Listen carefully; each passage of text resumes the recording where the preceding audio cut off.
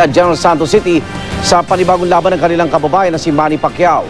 Ang kinakabahang ina ni Pacman na si Aling Dionisio, nililibang naman ang sarili sa pamagitan ng paghahanda para sa kanyang kaarawan. Nakatutok si Steve Dailisan, live mula sa General Santos City. Steve!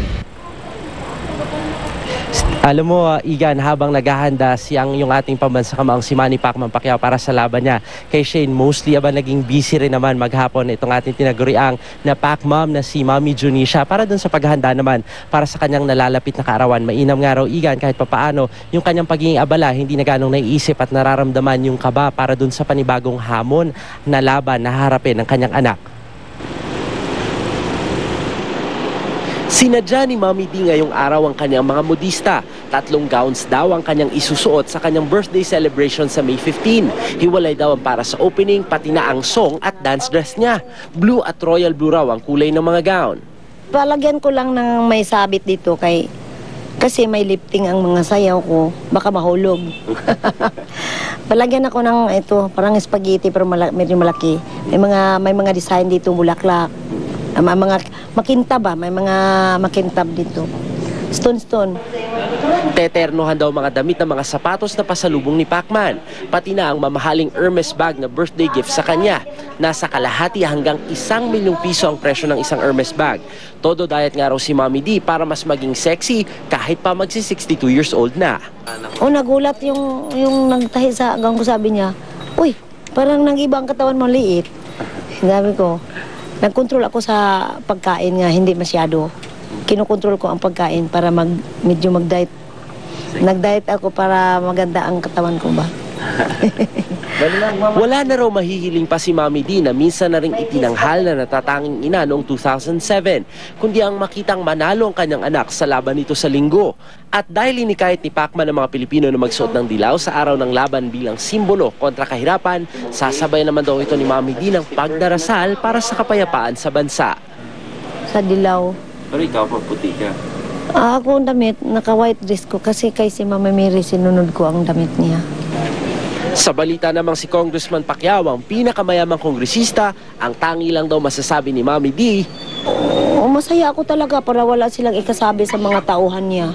Sa mga lahat ng nakatira dito sa Mindanao, saan siya nakaupo ng pagka-congressman, wala silang masabi nga hindi, 'di ba? Ang iba magsasabi na corruption.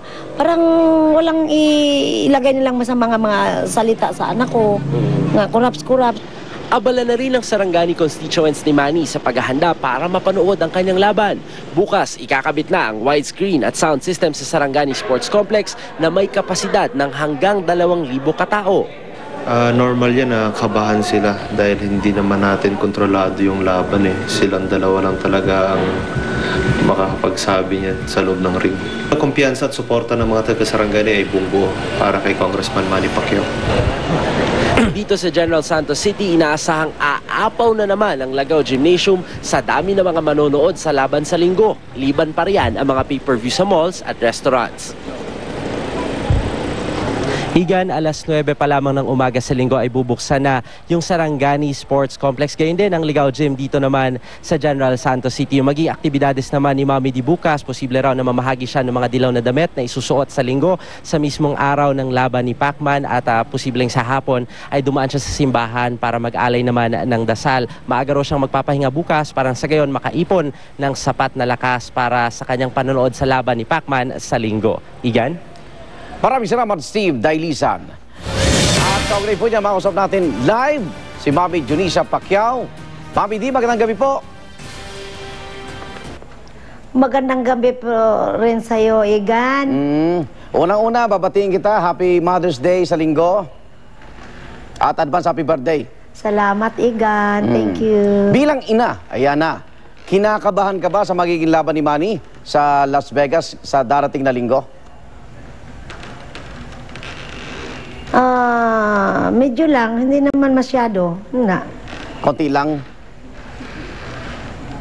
Kunti lang ka ba? Kasi andyan tayo sa Panginoon nag-alay. Okay. Nagkausap na ba kayo ni Manny po? Kaninang umaga, nag-usap kami sa live. At may bilin ba kayo sa kanya? bilang ika nga'y mensahe sa Mother's Day?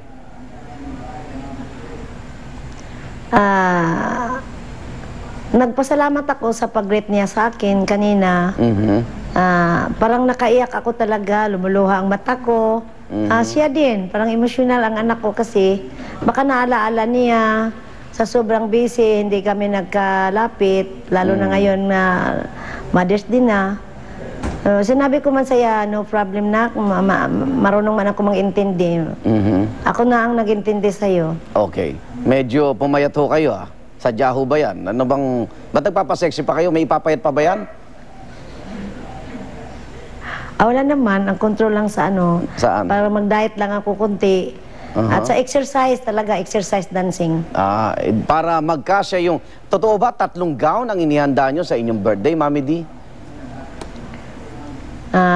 Opening gown, aqua blue, at saka red gown na pag-dancing ko. Wow.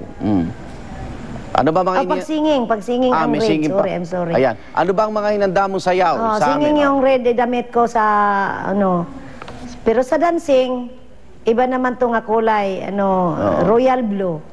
Sino-sino ba yung mga malalaking personalidad na imbitado mo sa iyong birthday celebration? Ano ba mga dapat abangan bukod sa singing and dancing mo, Mami D?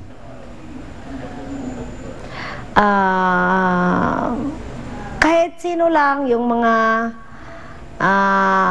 doktor at mga galing ng Amerika, at sa Singapore. Galing ng Singapore ang bisita ko, silang Venus. Okay.